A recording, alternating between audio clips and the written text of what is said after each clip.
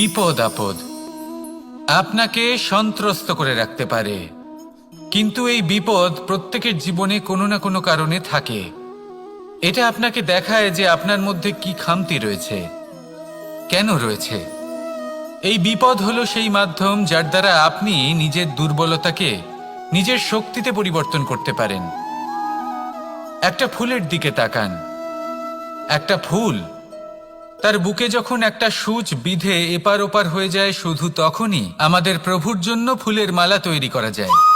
সেই জন্য কখনোই বিপদকে ভয় পাবেন না, তার থেকে দূরে পালাবেন না, একে স্বাগত জানান। বোঝার চেষ্টা করুন এই বিপদ কেন আছে। যদি বিপদকে বুঝতে পারেন তবেই জীবনকে বুঝতে পারবেন।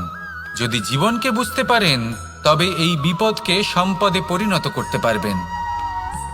আসুন আর আমার সাথে ভালোবেসে বলুন, রাধা রাধা। কখনো কখনো মনে এই ভাবনা আসতেই পারে যে ঈশ্বর আজ পর্যন্ত এত রূপে অবতীর্ণ হয়েছেন, এতবার এই পৃথিবীতে এসেছেন, তারপরেও এই সংসারে কোথাও না কোথাও এই পাপ বসবাস করে। এটার কারণ কি? এটার কারণ আমরা স্বয়ংই।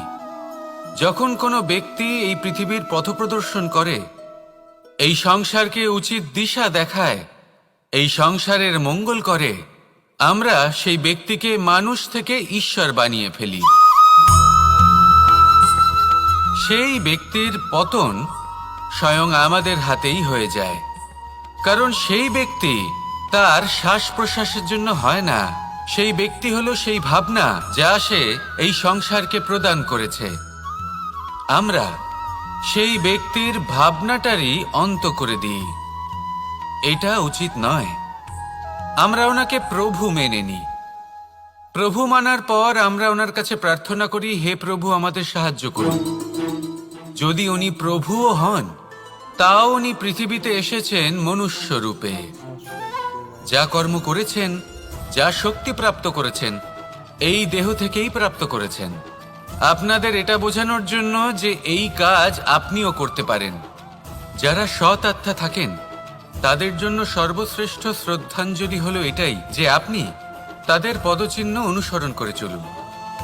না ওনাদের স্মরণে থাকুন, না পুষ্পের মালা ওনাদের চরণে রাখুন, বরং তাদের ভাবনাকে অনুসরণ করে সেই ভাবনা নিয়ে এগিয়ে চলুন। এটা না শুধু আপনার জন্য, বরং সমগ্র সংসারের জন্য লাভদায়ক। তাহলে এটাই করুন আর আমার সাথে ভালোবেসে বলুন, রাধা রাধা। যখন কঠোর রোদে আমাদের শরীর উত্তপ্ত হয়ে যায়, আমরা গরম অনুভব করি, তখনই যদি বর্ষা হয় আর বৃষ্টির জলের ফোঁটা আমাদের শরীরে এসে পড়ে, তখন কেমন অনুভূতি হয়? বর্ষার এই জলের ফোঁটা যখন ধরিত্রীতে পড়ে, তখন যে নাদ উৎপন্ন হয়, মনে হয় যেন এক সঙ্গীত। এমন এক সঙ্গীত যা স্থিরতার সাথে আমাদের বুঝিয়ে দেয় যে এই সূর্যের উত্তাপ, এই রোদ, তা চিরকালের জন্য থাকবে না। সূর্যের কিরণের যতই তেজ থাকুক, যখন বর্ষা আসবে এই রোদের কিরণকে শীতল করবে। সূর্যের তেজ যতই বেশি হোক না কেন, কখনো না কখনো কালো মেঘ আসবে আর সূর্যকে ঢেকে দেবে। অর্থাৎ এই প্রকৃতি আমাদের শিক্ষা দেয় যে কারোর প্রকাশ, যে কারোর মেধা চিরকাল টিকে থাকে না।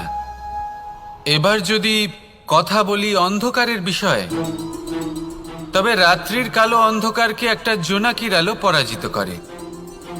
অর্থাৎ অন্ধকারও চিরকালের জন্য বজায় থাকে না। এটা কি আমরা বুঝলাম? তবে আপনাদের দুটো সহজ প্রশ্ন করব।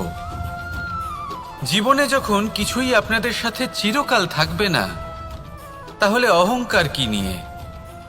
আর জীবনে যদি প্রত্যেক দুঃখ, বিপদ, সমস্যা একটা সময়ের পর আপনাকে ছেড়ে চলে যায়, তাহলে পরাজয় মানবেন কেন?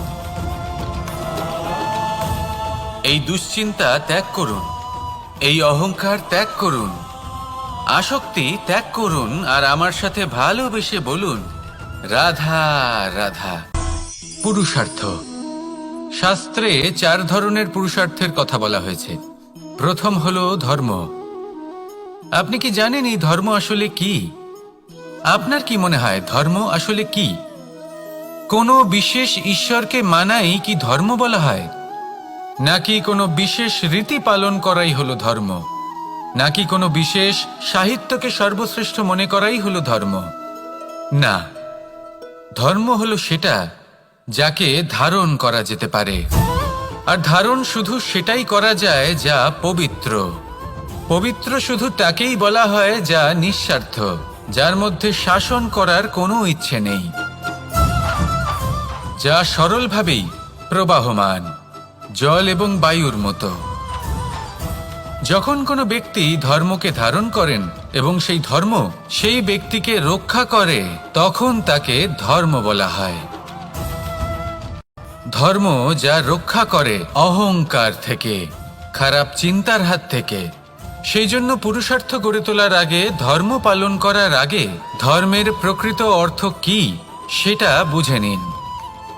এটা জেনে রাখুন যে সমস্ত ধর্মের আধার, সমস্ত ধর্মের ভিত শুধুমাত্র ভালোবাসা।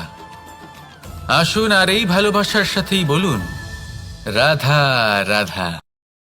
জীবনে শিখরে পৌঁছানোর জন্য মানুষের কি প্রয়োজন হয়ে থাকে? সিঁড়ির। কিন্তু তাও প্রত্যেক মানুষ, প্রত্যেক ব্যক্তি শিখরে পৌঁছতে পারেন না। এর কারণ কি? কারণ একটা হতে পারে যে মানুষ কল্পনা করতে থাকেন কিন্তু সিঁড়ি খুঁজে পান না। কিছু মানুষ খুঁজে নেন কিন্তু তা পেয়ে এতটাই প্রসন্ন হয়ে যান যে তারপর আর কোনো কর্মই করেন না। খুব সোজা ব্যাপার। অনেক মানুষ সিঁড়ি খুঁজে পান না, আর যদি পেয়েও যান তাও যতক্ষণ না তাতে চড়ছেন সেই শিখরে পৌঁছবেন কি করে? যতক্ষণ না আপনি পরিশ্রম করছেন, যতক্ষণ না সেই সিঁড়িতে আপনি চড়ছেন, যতক্ষণ না ক্লান্ত হচ্ছেন, আপনার পায়ে হাঁটুতে ব্যথা না হচ্ছে, ততক্ষণ এই শিখরে পৌঁছানোর সৌভাগ্য লাভ করতে পারবেন না। তাহলে কল্পনার সাথে কর্ম করুন, পরিকল্পনার সাথে পরিশ্রম করুন, সব কিছু পাবেন। আসুন আমার সাথে ভালোবেসে বলুন রাধা রাধা। সমস্যা, কঠিন সময়, সংকট, বিপদ কার জীবনে নেই? প্রত্যেকের জীবনে আছে। কিন্তু আমাকে একটা কথা বলুন, যদি নৌকায় ঢেউকে ভয় পেতে শুরু করে তাহলে সাগর পার করবে কে? কখনো কোনো ছোট্ট পিঁপড়েকে দেখেছেন যে আকারে হয়তো ছোট হতে পারে কিন্তু বড় শিক্ষা দিয়ে যায়? কিন্তু আমরা শিখি না। এবার দেখুন একটা পিঁপড়েকে যে ভোজনের খোঁজে বাইরে বের হয়, একটা ছোট্ট দানা তুলে নেয়। ছোট দানা তোলে কারণ তার থেকে বেশি সে তুলতেই পারবে না। সে দানা নিয়ে চলতে শুরু করে, কোনো দেওয়ালে উঠে পড়ে, আবার পড়েও যায়। সেই দানা দূরে কোথাও একটা পড়ে যায়, তা আবার খোঁজে, তুলে নেয়, আবার চলতে থাকে। পড়ে যায় আবার ওঠে, পড়ে যায় আবার ওঠে। সেই দানাটা রেখে দেয়, আবার বেরিয়ে পড়ে ভোজনের খোঁজে। পরিশ্রম করতে থাকে কিন্তু হার মানে না। এই শিক্ষাই তো আমাদের প্রাপ্ত করতে হবে। নিরন্তর পরিশ্রম আর নির্ভীক হয়ে কর্ম করে যেতে হবে।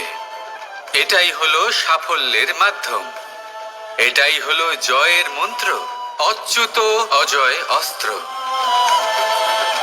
তাহলে আসুন আর আমার সাথে ভালোবেসে বলুন রাধা রাধা। মানুষের মানসিকতা এমন হয় যে সে যতটা করে আশা করে যে তার থেকে অনেক বেশি তার বদলে সে পাবে। দেখুন, সবকিছুই আপনার ভাবনা চিন্তার উপর নির্ভর করছে। আপনি যদি ফলের বিষয়ে ভেবে কর্ম করতে থাকেন তাহলে সেটা অনুচিত।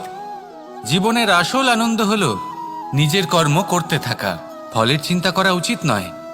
যদি আপনি এরকম ভাবেন যে আমি এতটা করছি, আমার এতটা পাওয়া উচিত, সেই ভাবনা অনুচিত।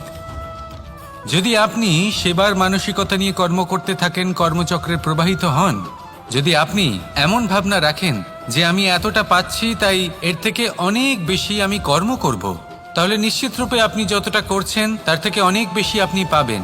আপনার আশার থেকে অনেক বেশি আপনি পাবেন। শুধু জীবনে অনেক বেশি কাজ করতে থাকুন, ফলের চিন্তা করবেন না। আর মনে রাখবেন, এই ভাবনাই সব থেকে বড় বীজ। কর্মের উপর বিশ্বাস রাখুন, জীবনে যা যা আপনি চান সবই সুখময় হবে। আসুন আর আমার সাথে ভালোবেসে বলুন, রাধা রাধা। আমরা সকলেই কামনা করি, আমরা সবাই সেটা প্রাপ্ত করতে চাই যা আজ পর্যন্ত কেউ প্রাপ্ত করেনি, সেটা পেতে চাই যে আজ পর্যন্ত কেউ পেতে পারেনি, সেটাই কাছে রাখতে চাই যে আজ পর্যন্ত কখনো আমরা পাইনি। এবার সেটা কিভাবে করা যেতে পারে? যদি আপনি সেটা প্রাপ্ত করতে চান যা আজ পর্যন্ত আপনি কখনো পাননি, তাহলে আপনাকে সেটা করে দেখাতে হবে যা আজ পর্যন্ত আপনি কখনো করেননি। সেই চেষ্টা করতে হবে যা আজ পর্যন্ত কখনো করেননি, সেই পরিশ্রম করতে হবে যা আজ পর্যন্ত কখনো করেননি। তবেই আপনি সেটা পাবেন যা আজ পর্যন্ত কখনো পাননি। কারণ যেমন বীজ বপন করবেন তেমনই অঙ্কুর আপনি লাভ করবেন। আসুন আর আমার সাথে ভালোবেসে বলুন, রাধা রাধা। মানুষ কতটা বিচিত্র হতে পারে। সব সময় স্বপ্ন দেখতে থাকে যে কাল আমি এটা করব, কাল আমি ওটা শুরু করব, কাল আমি ওটা সম্পন্ন করব। এই যে কাল শব্দটা, এই কাল অত্যন্ত বিচিত্র এক শব্দ। আমরা সবসময় এটাকে আসতে দেখতে পাই, কিন্তু এটা আসাতে বর্তমানে পরিণত হয়। আবার আজ নতুন কাল দেখতে পাই, তার জন্য অপেক্ষা করি, যখন সেটা সামনে আসে বর্তমানে পরিণত হয়। এই কাল সবসময় একটা মিথ্যে সান্ত্বনা দেয় যে সে আসছে, কিন্তু সে কখনোই আসে না। যেটা আপনার হাতে রয়েছে তা হলো আজ, বর্তমান। তাই যা করার আছে, যা সম্পন্ন করতে চান, যা শুরু করতে চান, আজ করুন, বর্তমানে করুন। কারণ আজ আপনি যা করবেন সেটাই আপনার ভবিষ্যৎ নির্ধারিত করবে। ভবিষ্যতের বিষয় ভাবতে থাকলে ভবিষ্যৎ সুন্দর হবে না। আজ কর্ম করতে হবে। তাই আজ বর্তমানে জীবনযাপন করুন, কর্ম করুন, আর আমার সাথে ভালোবেসে বলুন, রাধা রাধা। কথায় আছে, যখন আপনি যুদ্ধক্ষেত্রে দাঁড়িয়ে তখন শত্রুকে পিঠ দেখিয়ে পালিয়ে যাওয়া বা পিছু হটে যাওয়া অত্যন্ত অনুচিত যুদ্ধনীতি হয়। কথায় আছে যে শ্রেষ্ঠ যুদ্ধ নীতি হলো সেটাই যেখানে আপনি অস্ত্র হাতে নিয়ে এগিয়ে যান, সাহসের সাথে যুদ্ধ করে শত্রুকে পরাস্ত করে ফিরে আসেন। আর সেটাই আমি করেছিলাম।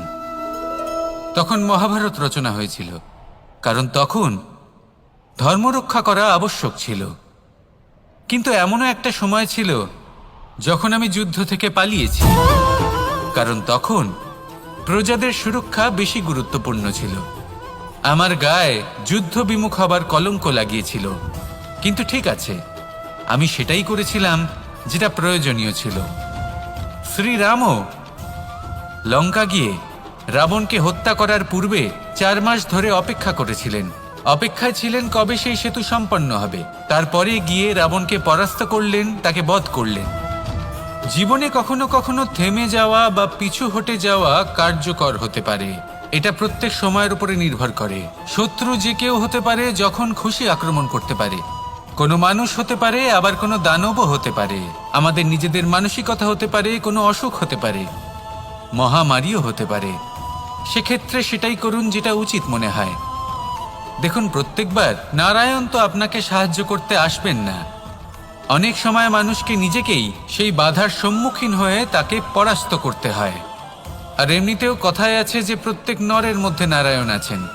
তাই অন্তরের নারায়ণকে জাগ্রত করুন, আর যা সমস্যা আছে তাকে সমাপ্ত করে ফেলুন, তা সে যতই পিছু হটে করতে হোক না কেন। আসুন আর আমার সাথে ভালোবেসে বলুন, রাধা রাধা। মানুষ সত্যের সাথে অবগত হবার জন্য ব্যাকুল হয়ে থাকে, চিরকাল চেষ্টা করতে থাকে। জন্ম থেকেই তার মনে এই ইচ্ছে জাগ্রত হয় সত্যিটা কি সেটা জানতে। এবার এই ইচ্ছে এটা পূর্ণ কিভাবে করা যেতে পারে? কারণ মনে হয় যে জ্ঞান অর্জন করলেই এই ইচ্ছে পূর্ণ হতে পারে। তাই কেউ কেউ জ্ঞানের পেছনে ছুটতে থাকেন। কেউ এটা ভাবেন যে এই ইচ্ছে পূর্ণ করা যেতে পারে ধন আর শক্তির দ্বারা, তাই তারা ধন আর শক্তি প্রাপ্ত করতে চান। কেউ আবার ভাবেন যে অন্তরের মন্থন দ্বারা এটা সম্ভব হতে পারে। এবার এটাও সত্যি যে মন্থন করলে অমৃত লাভও সম্ভব হতে পারে। কিন্তু তার জন্য এই মন্থন করার জন্য একটা উচিত দিকে অগ্রসর হওয়া প্রয়োজনীয়। উচিত সংযমের দ্বারা সামনে এগোতে হবে, আর কোনো আশা না করে সামনে এগিয়ে যেতে হবে, তবেই এটা সম্ভব হতে পারে। একটা বাদ্যযন্ত্রের কথা ভেবে দেখা যাক। তার থেকে সুর তখনই নির্গত হয় যখন তার তারগুলি ঠিক করে বাঁধা হয়। যদি বেশি বেঁধে ফেলা হয় তাহলে তার ছিঁড়ে যেতে পারে, আর যদি ঢিলে থেকে যায় তাহলে তার থেকে উচিত সুর নির্গত হবে না। একটা অত্যন্ত গুরুত্বপূর্ণ কথা মনে রাখবেন, সত্যকে লাভ করার প্রাথমিক আধার হল অনুশাসন। জীবনে এই অনুশাসন আনুন, সত্য আপনা আপনি আপনার কাছে চলে আসবে, আর এই মন প্রসন্ন হয়ে বলবে রাধা রাধা।